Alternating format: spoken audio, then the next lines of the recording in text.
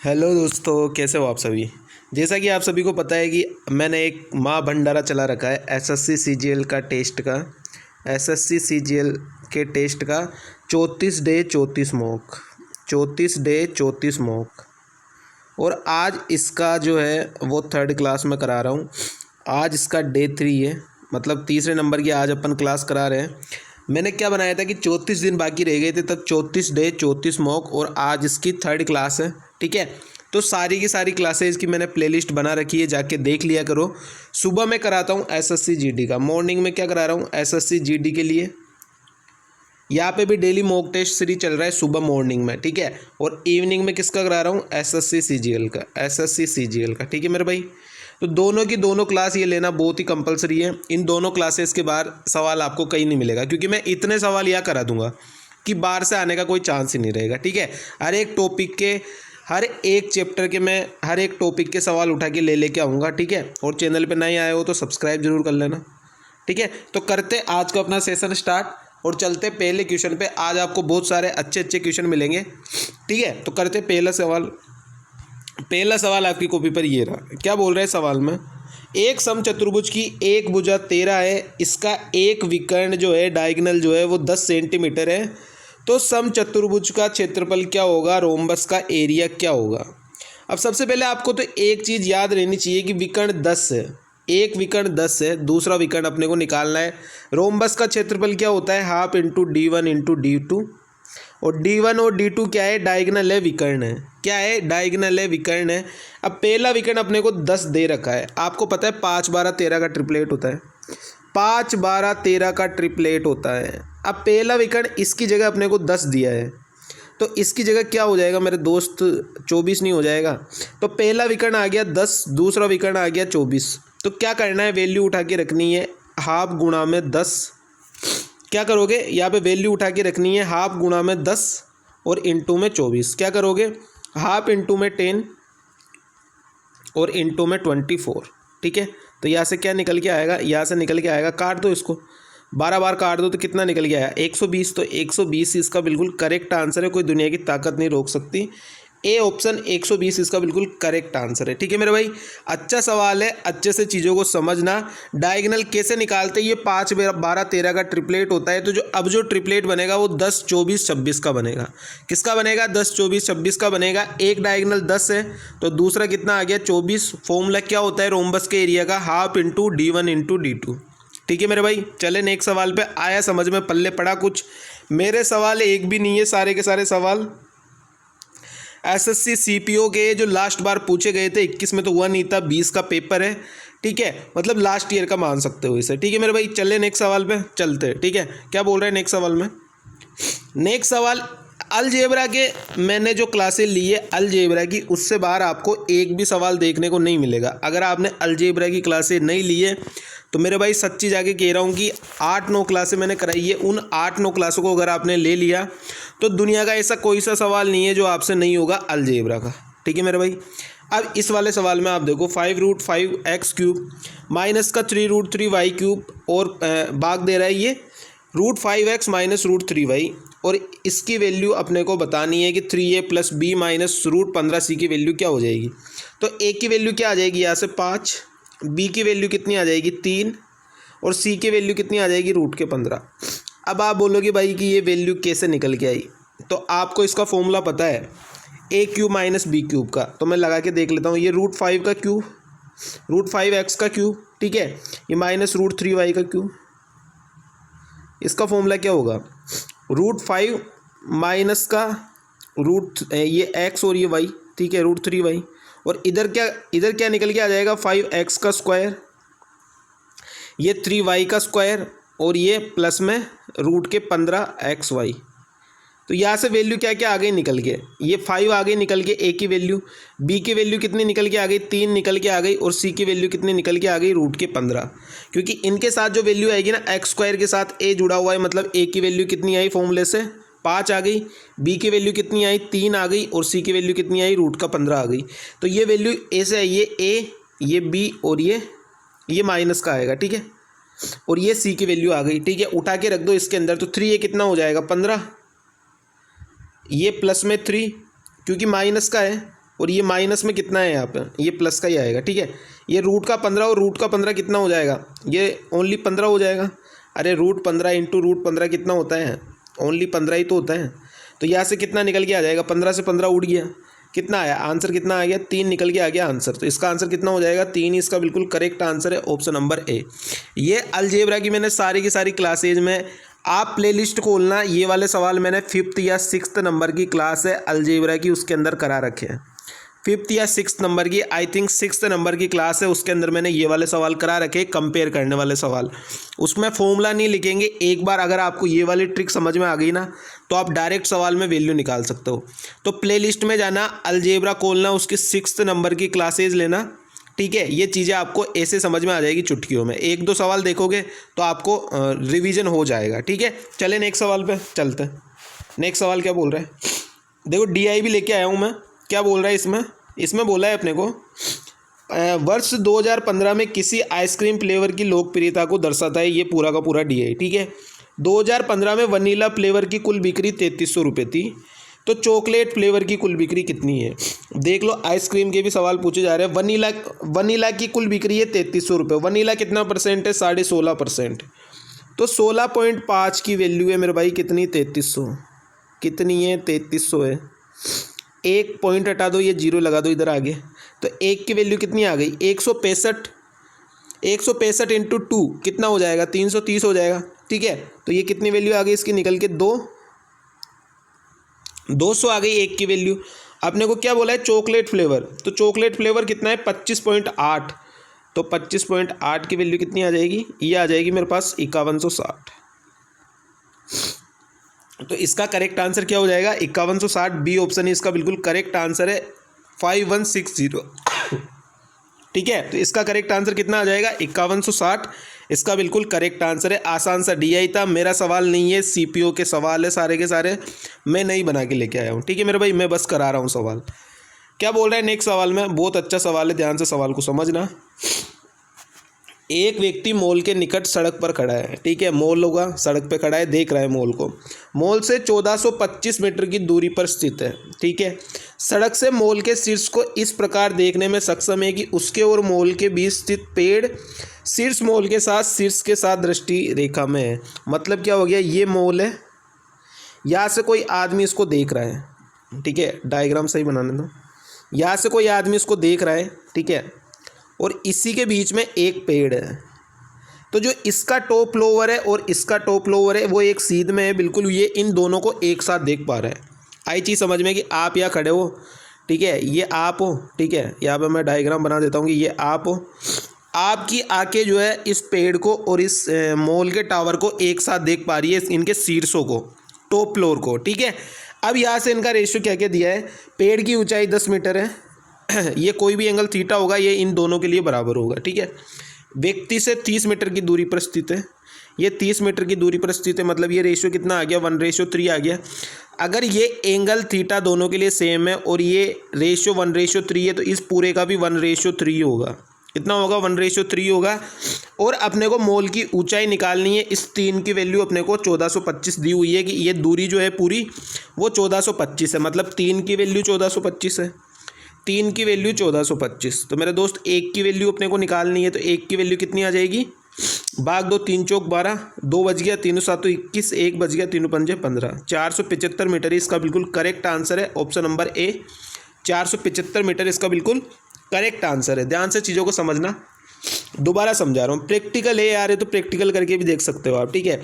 आप यहाँ पे खड़े हो, आपको ये मॉल दिख रहा है, इसका टॉप फ्लोर है, ठीक है, मैं मानता हूँ ये WTP है, वर्ल्ड ट्रेड पार्क है जयपुर में, WTP, ठीक है, ये WTP है। आप खड़े हो WTP के सामने रोड क्रॉस करके, ठीक है, तो वहाँ पे बीच में पेड़ लगे हुए होते हैं, तो ये जो आप ऐसी जगह खड़े हो कि ये पेड़ का जो ऊपर का हिस्सा है और WTP के ऊपर का जो हिस्सा है ना, ये दोनों आपको एक ही लाइन में नज़र आ रहे हैं, शीर्ष इन दोनों के, ठीक है, और ये सेम एंगल बना रहे हैं इन दोनों की। ये पेड़ की ऊंचाई है 10 और ये यहाँ की बीच की डिस्टेंस है 30, तो ये एंगल जब सेम है, ये रेशियो तो भी सेम आएगा, 1:3 का है, तो ये वाला भी 1:3 का ही आएगा। इनके बीच की दूरी 3 आई अपने हिसाब से, ये 3 की वैल्यू 1425 दी है, तो 1 की वैल्यू कितनी हो जाएगी 475, ये इसका बिल्कुल करेक्ट आंसर है, ठीक है, सीख लेना चीज़ों को। नेक्स्ट सवाल पे चलते हैं। नेक्स्ट सवाल में क्या बोल रहा है, इस तरीके के सवाल नोट डाउन करके लिख लेना कॉपी में कहीं कि आएंगे 101%। ठीक है, कोई दुनिया की ताकत नहीं रोक सकती इस तरीके के सवालों को आने से। ठीक है, 72 का रूल अपने को लगाना है। 72 का रूल क्या बोलता है कि भाई मैं तभी लगूंगा जब अगला नंबर है वो 8 और 9 दोनों से कट जाएगा। 8 और 9 दोनों से कट जाएगा। 8 का रूल क्या होता है कि लास्ट के 3 नंबर जो है, 2 का रूल और 5 का रूल सेम होता है। जैसे 2 से लास्ट का नंबर कटना चाहिए, सेम टू सेम 5 से भी लास्ट का नंबर कटना चाहिए। जो 4 से कटेगा, 4 से लास्ट के 2 नंबर कटते हैं तो 25 से भी लास्ट के 2 नंबर कटते हैं। 8 से लास्ट के 3 नंबर कटते हैं तो 125 से भी लास्ट के 3 नंबर कटने चाहिए, तब वो जाके डिविजिबिलिटी रूल लगेगा। तो ये चीज़ें समझ में आई। 2 का और 5 का सेम है। ठीक है, 2 का और 5 का सेम है, स्क्वायर का भी सेम है, क्यूब का भी सेम है, सारे के सारे सेम है। ठीक है मेरे भाई, 8 और 9 का रूल अपने को लगाना है। 8 का रूल क्या बोलता है कि मैं लास्ट के 3 अंकों को काटूंगा, अगर वो कट गए तो पूरी संख्या डिविजिबल हो जाएगी। तो लास्ट के 3 नंबर उठा लो, 7 8 y। 8 से काटो तो ये कितनी बार कटेगा, 8 नाम 72, कितना बच गया, 6 बच गया। अब 8 के पहाड़े में 60 के लाइन में कौन सा नंबर आता है, तो आप देखोगे 64 आता है। मतलब y की वैल्यू 4 होगी तभी तो ये 64 बन के कट जाएगा। तो y की वैल्यू निकल के आ गई 4। कितनी निकल के आ गई, y की वैल्यू निकल के आ गई 4। अब अपने को x की वैल्यू निकालनी है। और x की वैल्यू कैसे निकलेगी, 9 का रूल क्या बोलता है मेरे भाई, 9 का रूल ये बोलता है कि मैं कोई भी संख्या को जब काटूंगा जब उसका सम जो है वो 9 से कट जाएगा। तो वैल्यू पुट कर दो y की, 7 8 5 x 3 6 7 8, y की वैल्यू उठा के रख दी मैंने 4। 9 से काटना स्टार्ट करो, जहाँ पे भी 9 बने उड़ा दो, या 9 का मल्टीपल बने उड़ा दो। 8 और 5 13, 13 और 6 19, 19 और 3 22, 22 और 7 29, 29 और 8 37, 37 और 4 41, 41 और 7 कितना हो गया, 41 और 7 हो गया 48। अब 48 में मैं क्या ऐड करूँ कि 9 से कट जाए, 48 में क्या करूँगा कि 9 से कट जाए, 54 होगा तो 9 से कट जाएगा, मतलब x की वैल्यू को क्या रख लूँ, 6 रख लूँ। 48 और 6 54 हो गया, तो x की वैल्यू कितनी आ गई, 6 आ गई। अपने को क्या निकालना है, x माइनस वाई। तो x की वैल्यू 6, y की वैल्यू 4, तो आंसर कितना आ जाएगा, 2 आंसर आ जाएगा। तो 2 इसका बिल्कुल परम सत्य आंसर है, C option 2 is the right answer. ठीक है, कोई दुनिया की ताकत नहीं रोक सकती इसे 2 आंसर को। ठीक है, तो आंसर इसका कितना आ जाएगा, 2। 8 का 9 का रूल मैंने पूरा समझा दिया है। अब आगे मैं एक को रूल समझाऊंगा 11 का भी, उसको भी देखना। ठीक है, क्या बोल रहा है, जब ब्याज की गणना वार्षिक चक्रवृद्धि ब्याज पर होती है तो किसी निश्चित वार्षिक ब्याज पर 4 वर्ष में ₹7,562 और 5 वर्ष में इतने हो जाते हैं तो ब्याज की दर ज्ञात करो। अब आप सबसे पहले ये देखो कि ईयर के बीच में गैप कितने का है, 4 साल और 5 साल, 1 साल का गैप है, मतलब कोई दिक्कत नहीं है। ठीक है, यहाँ से इसका डिफरेंस ले लो तो कितना आ जाएगा, 8,469.44 और माइनस में 7,562। डिफरेंस कितना आया, 0.44 तो आएगा ही आएगा। 9 में से 2 गया 7, ठीक है, 6 में से 6 गया 0, 14 में से 5 गया 9, तो 907.44 ब्याज मिल रहा है। 907.44 इनटू में 100% के लिए, और कितने पे मिल रहा है, 7562 पे। ये पॉइंट हटाओ, 2 0 काट लो। अब आप देखो डायरेक्ट यूनिट डिजिट से, किससे देखोगे, यूनिट डिजिट से देखोगे, किस तरीके से देखोगे वो चीज़ देखना। अब आप 12 को लोगे तो 12 गुणा में 2, लास्ट में अपने को यूनिट डिजिट 4 मिलेगा, और यहाँ पे भी यूनिट डिजिट 4 ही है, मतलब आंसर क्या हो जाएगा, 12% ही हो जाएगा, बाकी किसी से नहीं होगा। 8 अगर उठाओगे तो 8 गुणा में 2 16, यूनिट डिजिट 6 आना चाहिए था, यहाँ पे 4 आ रहा है। 20 को उठाओगे तो वैसे भी नहीं आएगा। 15 को उठाओगे तो 15 दूनी 30, लास्ट में 0 आना चाहिए, यहाँ पे 0 है नहीं, 4 है, तो एक ही ऑप्शन है 12, यानी ये इससे 12 बार पूरी बार कट जाएगा, तो आंसर कितना आ जाएगा, 12। ये इसका बिल्कुल करेक्ट आंसर है। ठीक है मेरे भाई, आई थिंक चीज़ें समझ में आ रही होगी। मैं यहाँ पे वही सवाल करा रहा हूँ जो डायरेक्ट आपको एग्जाम में देखने को मिलेंगे, कोई नहीं रोक सकता। ठीक है मेरे भाई, चलते नेक्स्ट सवाल पे। इस वाले सवाल को भी समझना। पहले बोल रहा है कि किसी वस्तु को 16% की हानि पर बेचा जाता है। ठीक है, यहाँ पे मैंने बोल दिया कि ये -16 की हानि पर बेच रहा है। फिर क्या बोल रहा है कि 660 रुपये अधिक में बेचा जाता है तो 8% का लाभ होता है, यानी -16 से +8 का गैप पूरा कवर कर रहा है। तो कितना डिस्टेंस ये कवर करेगा आप खुद ही बताओ। -16 से 8 तक आने के लिए इसको कितना डिस्टेंस कवर करना पड़ेगा। पहले ये -16 से 0 पे आएगा, यानी 16 का डिस्टेंस यहाँ पे कवर किया, फिर 8 का डिस्टेंस यहाँ पर कवर करेगा, मतलब कितना डिस्टेंस कवर करेगा 24% का। तो इस 24% की वैल्यू अपने को कितनी दी है 660 रुपये। तो 24% की वैल्यू 660। अपने को क्या निकालना है 12% का लाभ प्राप्त करने के लिए विक्रय मूल्य कितना होगा। तो 12% का लाभ मतलब 112 की वैल्यू निकालनी है। तो 112 की वैल्यू कितनी आ जाएगी 3080। ये इसका बिल्कुल करेक्ट आंसर है 3080, ऑप्शन नंबर डी। आई चीज़ें समझ में कि एक बार अगर हानि बोलेगा, एक बार अगर प्लस बोलेगा, लाभ बोलेगा, तो इन दोनों को जोड़ लेना है। ठीक है मेरे भाई, इन दोनों को जोड़ लेंगे मतलब इतना डिस्टेंस इसने कवर किया है। ठीक है, उसी की वैल्यू दी है कि 660 रुपये अधिक, तभी आएगा 24% कवर करेगा तभी। तो 24% की वैल्यू 660, तो 112 की वैल्यू 3080। ठीक है, चले नेक्स्ट सवाल पे। आ रही है चीज़ें समझ में। किसी आयत की प्रत्येक भुजा में 11% की कमी हो तो इसके क्षेत्रफल में हुई कमी ज्ञात कीजिए। अब आप खुद ही बताओ कि आयत का क्षेत्रफल क्या होता है, भुजा स्क्वायर होता है। ठीक है, साइड का स्क्वायर होता है ना, तो साइड का स्क्वायर आप 11% की कमी कर रहे हो तो सक्सेसिव लगा लूँ मैं, 2 बार होगी कमी, क्योंकि भुजा का स्क्वायर होता है, साइड का स्क्वायर मतलब 2 बार होगी।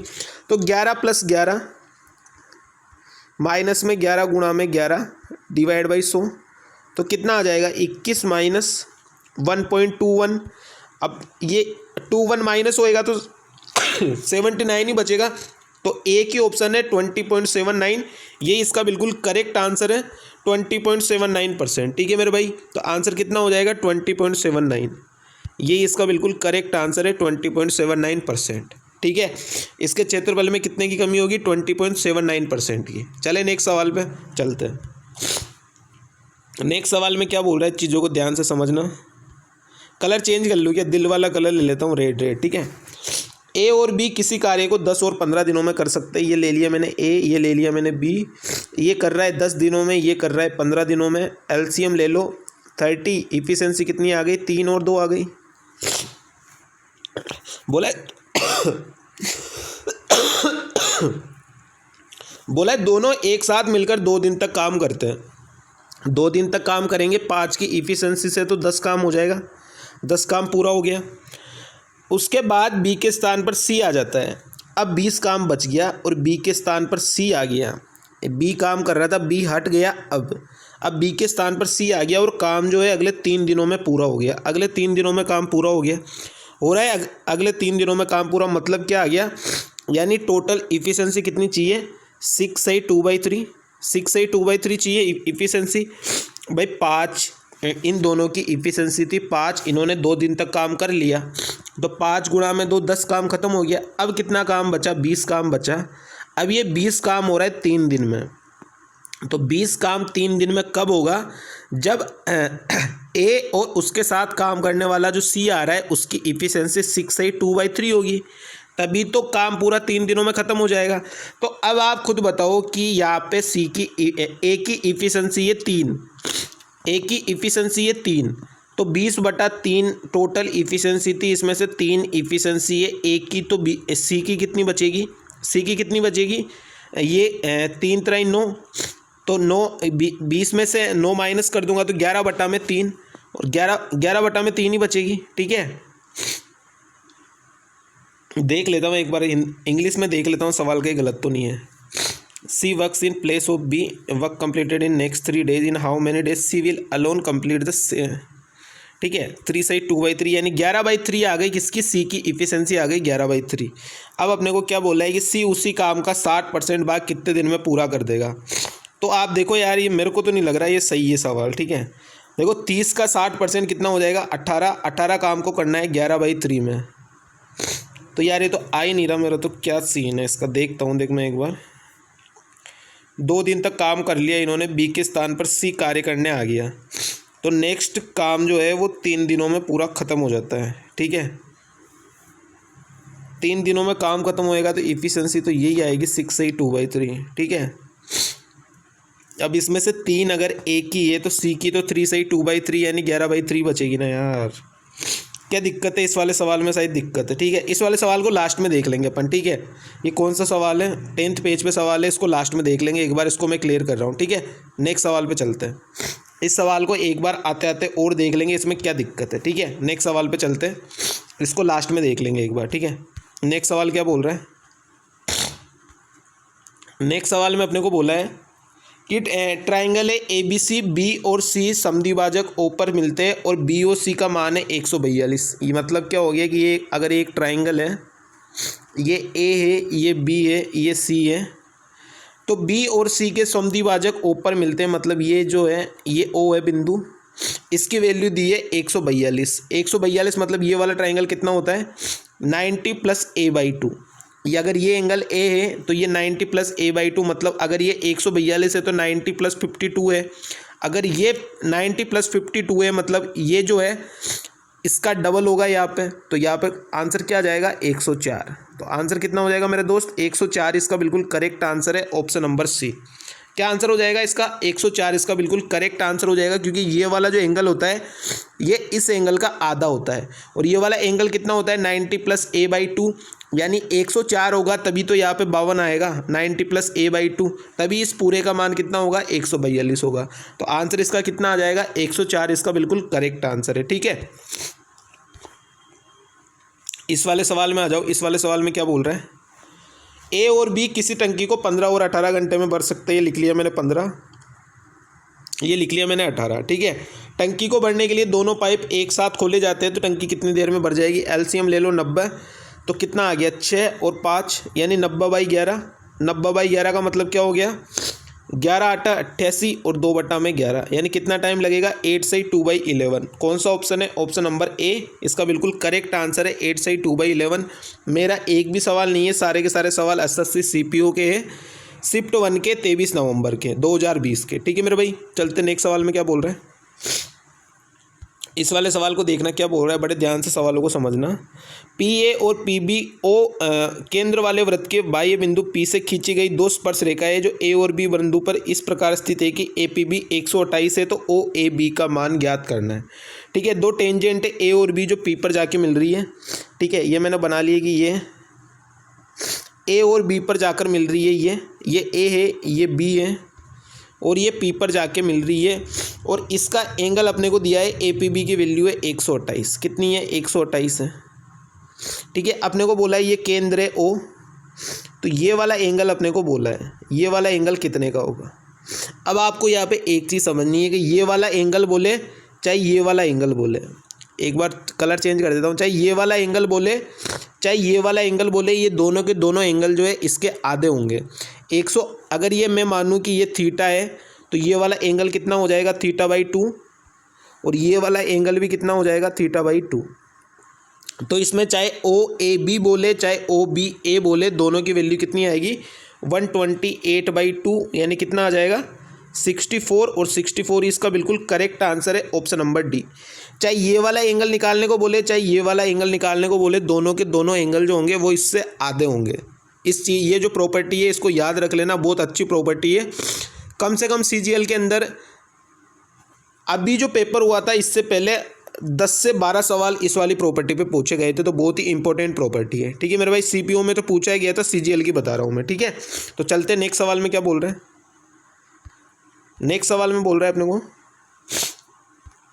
कि इतने इतने पैसे लगा रहा है ABC है, 13,750, 16,250, 18,750 निवेशित करके व्यवसाय शुरू करते हैं। उनके द्वारा B को टोटल मिला के 5200 रुपये का लाभ मिला है, तो तीनों का कुल लाभ अपने को बताना है। तो कैलकुलेशन करो, सबसे पहले 0 से 0 को काट लो। अब ये किससे कट सकते हैं? अब आप देखो ये 125 से कट सकते हैं, 125 से काटो तो 125 बन जाए 125, 12 बच गया, 125 बन जाए 125। इसको काटोगे तो 125 एकम 125 कितना बच गया? 125, 25 और 12 375 यानी 3 बार। यहाँ पे कितना आ जाएगा? ये एक बार कटा, ये आ जाएगा 125 पंजे 575, ठीक है। 25 पंजे 125, ये कट जाएगा 5 बार, मतलब ये 11 13 15 आ गया रेशियो, 11 13 15। अब आप देखोगे कि ये ए है, ये बी है, ये सी है, इस बी की वैल्यू दी है 5200 की, इसको 5200 का लाभ हो रहा है, मतलब 400 गुना है, 400 गुना लाभ हो रहा है। तो अपने को क्या बोला है, तीनों का टोटल लाभ कितना होगा, तो तीनों की वैल्यू कितनी है, 11, 13 और 15। तो आप देखोगे 15 और 13 कितना हो गया, 28, 28 और 11 कितना हो गया, 39। तो 39 इंटू में 4, ये इसका भी 400 गुना होगा तो कितना आ जाएगा, 15,600। 78 गुना में 2, 156, तो 15,600 इसका बिल्कुल करेक्ट आंसर है, ऑप्शन नंबर डी, 15,600 इसका बिल्कुल करेक्ट आंसर है। ठीक है मेरे भाई, कैलकुलेशन बस करनी थी इस वाले सवाल में, बाकी कोई ज़्यादा हेडक नहीं थी। बस ये 11, 13, 15 का रेशियो अगर आपने निकाल लिया तो भी बढ़िया है, और अगर आप ज़्यादा आर्यभट्ट हो तो आप डायरेक्ट भी वैल्यू निकाल सकते हो। 16,250 की वैल्यू 5200 है, तो इन तीनों की वैल्यू जोड़ के निकाल सकते हो। ठीक है मेरे भाई, चलते नेक्स्ट सवाल पे। नेक्स्ट सवाल में क्या बोल रहे हैं, 40 किलोमीटर की दूरी तय करने में ए को बी से 2 घंटे 30 मिनट अधिक लगते हैं। ए अपनी चाल को 2 गुना कर ले तो वह इसे बी से 1 घंटा कम समय में तय कर सकता है। तो ए द्वारा 40 किलोमीटर की दूरी तय करने में लगने वाला समय ज्ञात कीजिए। स्पीड का रेशियो हो रहा है 1 से 2, तो टाइम का कितना हो जाएगा, 2 से 1 हो जाएगा। 1 यूनिट कम हो रहा है, 1 यूनिट कम का मतलब कितना है, 2 घंटे 30 मिनट, तो यहाँ से और 1 घंटा यहाँ से मतलब 3.5। ठीक है, 3.5 मतलब 7/2 या 3.5, कुछ भी बोलो आप। तो अपने को समय निकालना है ए का, ये स्पीड का रेशियो था, ये टाइम का रेशियो है। तो टाइम ये ए है, ये बी है, तो 1 की वैल्यू 7/2, तो 2 की वैल्यू कितनी हो जाएगी, 2 × 7/2, तो आंसर कितना आ जाएगा, 7। तो 7 इसका बिल्कुल करेक्ट आंसर है मेरे भाई। 7 घंटे लगेंगे इसको, ऑप्शन नंबर ए, ये इसका बिल्कुल करेक्ट आंसर है। स्पीड और टाइम का रेशियो अपोजिट होता है, 1000 बार मैं बता चुका हूँ।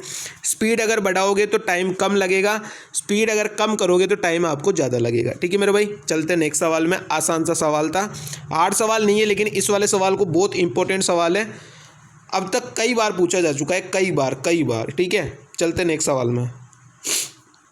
बहुत ही प्यारा सवाल है, इस वाले सवाल को ध्यान से समझना। ठीक है, एक अच्छा सा ट्रायंगल मैं बना लेता हूँ यहाँ पे। ठीक है, बहुत ही ध्यान से सवाल को समझना, बहुत प्यारा सवाल है। ठीक है मेरे भाई, ये लो एक ट्रायंगल बना दिया मैंने अच्छा सा आपके लिए। अब क्या बोल रहा है अपने को कि ए बी सी डी पर इस प्रकार है कि बी डी, चलो ये ए, ये सी और ये बी है मेरे पास, ये डी है इस पर। ठीक है, और अपने को ये 90 है पूरा, ये 90 है, तो ये भी 90 है, ये भी 90 है। ठीक है, ये दोनों के दोनों 90 है। अब अपने को क्या बोल रहा है, बी सी पर एक बिंदु ई है, ये बिंदु कोई ई है। ठीक है मेरे भाई, ई बी ई ए एक्स डिग्री है, बी ई ए एक्स डिग्री है। ठीक है, ये बी ई ए जो है वो एक्स डिग्री है, ये कितना डिग्री है, एक्स डिग्री है। क्या बोल रहा है, ई ए सी 46 है, मतलब ये वाला एंगल जो है कितना है, 46 है, 46 डिग्री है ये वाला एंगल, ए वाला एंगल 46 है। ई बी डी 60 है, ये वाला एंगल जो है, ये वाला एंगल 60 डिग्री है। कितना डिग्री है, 60 डिग्री है। अब आप खुद बताओ, अगर मैं ये वाला ट्राइंगल लूँ, कौन सा वाला, बी डी सी, कौन सा वाला ट्राइंगल लूँ, बी डी सी। ठीक है, कौन सा वाला ट्राइंगल ले रहा हूँ मैं ट्राइंगल ले रहा हूँ बी डी सी वाला, ये वाला ट्राइंगल मैं ले रहा हूँ। ट्राइंगल के तीनों कोणों का योग कितना होता है, 180 होता है। जब ये 90 है, ये 60 है, तो 150 तो ये हो गया, तो ये वाला ट्राइंगल, ये वाला एंगल कितने का बचेगा, 30 का बचेगा। ये वाला एक्सटीरियर एंगल है, कौन सा एंगल है, एक्सटीरियर एंगल है। तो एक्सटीरियर एंगल जो होता है वो अंदर के 2 इंटीरियर एंगल के बराबर होता है। तो एक्स की वैल्यू कितनी आ जाएगी मेरे दोस्त, 46 + 30 यानी 76। तो आंसर कितना आ जाएगा इसका, 76 इसका बिल्कुल करेक्ट आंसर है, ऑप्शन नंबर डी, 76 इसका बिल्कुल करेक्ट आंसर हो जाएगा। कोई दुनिया की ताकत नहीं रोक सकती। ठीक है, कैसे आया मैं आपको दोबारा समझा रहा हूँ, सब कुछ वैल्यू अपने को दी हुई थी। एक बार दोबारा से मैं आपको ये वाला पूरा का पूरा सवाल समझा रहा हूँ। ठीक है, दोबारा समझा रहा हूँ, दोबारा से समझना है एक बार। ठीक है, अच्छा वाला ट्राइंगल बना लेता हूँ दोबारा से, कोई दिक्कत नहीं है। जहाँ पे नहीं आएगा, मेरे को लगेगा कि हाँ थोड़ा सा आपको समझ नहीं आएगा, तो मैं दोबारा समझाऊँगा, ऐसी कोई दिक्कत है नहीं। ठीक है, ये एक मैंने ट्राइंगल बना लिया। ठीक है, ये एक ट्राइंगल बना लिया मैंने, एक प्यारा सा ट्राइंगल है ये है ए, ये है सी, ये है बी। चीज़ों को ध्यान से समझना, ये बी, इस पर डी जो है समद्विभाजक है, ये डी है, तो ये एंगल 90 है, तो ये वाला एंगल भी 90 होगा। दोनों के दोनों एंगल क्या होंगे, 90, ये वाला भी एंगल 90।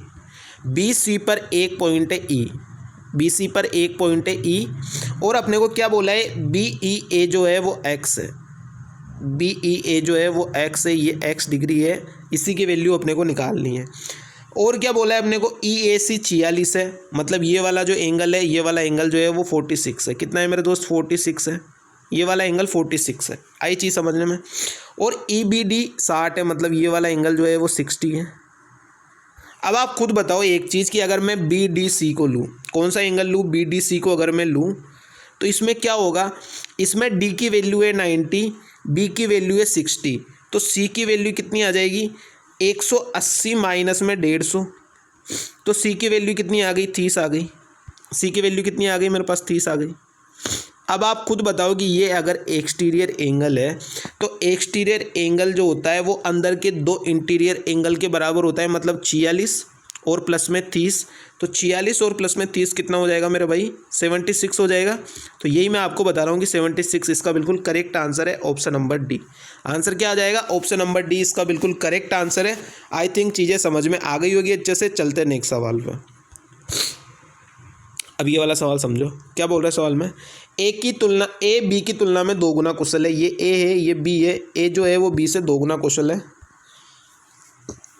एक साथ मिलकर 13 दिनों में पूरा कार्य कर सकते हैं, तो 13 गुणा में 3 39 आ गया टोटल वर्क। बी अकेला कितने दिन में काम करेगा, तो बी की इफिशिएंसी तो ए के, तो 39/1 कितना आएगा, 39 ही आएगा। तो ऑप्शन नंबर बी 39 इसका बिल्कुल करेक्ट आंसर है। ठीक है मेरे भाई, चले नेक्स्ट सवाल पे। आसान सवाल था ये, मेरे सवाल नहीं है, सारे के सारे सवाल सीपीओ के हैं, मेरा इसमें कोई याद नहीं है। ठीक है मेरे भाई, वह छोटी से छोटी संख्या ज्ञात कीजिए जिसमें 15, 18, 36 से विभाजित करने पर 9 शेषफल बचता है और संख्या पूरी 11 से विभाज्य है। 11 का रूल मैं आपको बता देता हूँ कि अल्टरनेट नंबर जो होता है उसका जो समय 0 या 11 के बराबर होना चाहिए। ठीक है मेरे भाई, तो आप देखोगे 11 का रूल लगाओ तो 7 और 1 8, 8 में से 1 गया तो 7, तो ये कभी नहीं होगा 11 का रूल से, कभी भी 11 से नहीं कटेगा। इसमें आओ तो 8 और 1 9, और 0 और 9 9, 9 माइनस 9 0, यानी ये पूरा कट रहा है इससे, तो ये आंसर हो सकता है। अगर एक ही हुआ तो हो सकता है। 1 और 8 9, 0 और 0 0, तो 9 आएगा डिफरेंस, ये कभी नहीं हो सकता। यहाँ पे देखोगे तो 6 और 1 7, और 9 और 2 11, तो 4 का डिफरेंस आ रहा है, मतलब ये भी कभी नहीं हो सकता। तो एक ही आंसर है जो 11 से कट रहा है। तो मैं इतना नहीं करूँगा कि सबसे पहले मैं एलसीएम निकालूंगा फिर मैं आगे माताफोड़ी करूँगा, इतना काम मैं नहीं करूँगा। ठीक है मेरे भाई, चले नेक्स्ट सवाल पे। कोई दिक्कत है क्या, कोई दिक्कत नहीं है। ठीक है, चलते नेक्स्ट सवाल पे। 11 का रूल आपको बता ही दिया मैंने, 2 का 5 का 8 का 9 का 4 का 125 का 25 का सारे रूल मैंने आपको बता दिए। ठीक है, 7 और 11 दो अपने को रेशियो दिया है, यदि उनका HCF 28 है।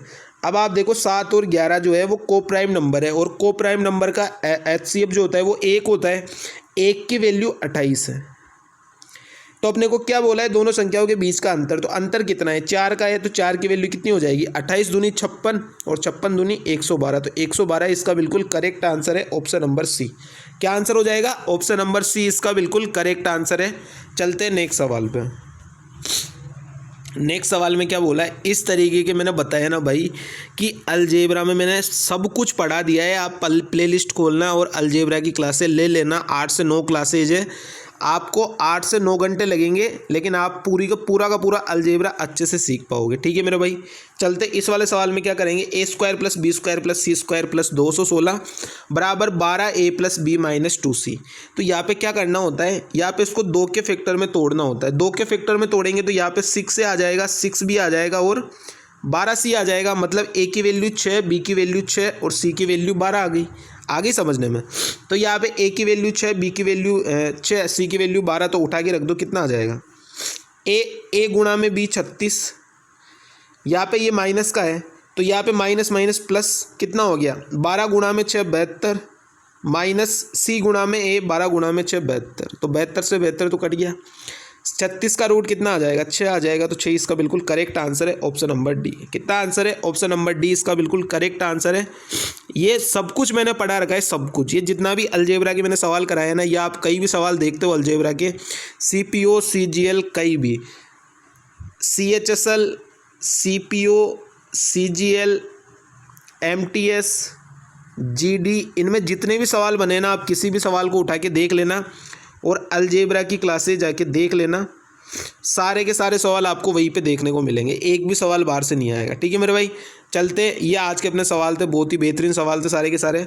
सेशन पसंद आए तो लाइक ज़रूर कर देना, शेयर कर देना सेशन को। अब ये क्लासेस जब तक चलेगी जब तक अपना एसएससी सीजीएल का एग्ज़ाम स्टार्ट नहीं हो जाता। ठीक है, और लास्ट में मैं क्लासेज का टाइम भी बढ़ा दूंगा, 2 घंटे या 3 घंटे की क्लासेज रखेंगे फिर अपन डेली। ठीक है मेरे भाई, लास्ट में, लास्ट के 5-7 दिनों में। ठीक है, चलते। Thank you so much, tata bye bye, good night.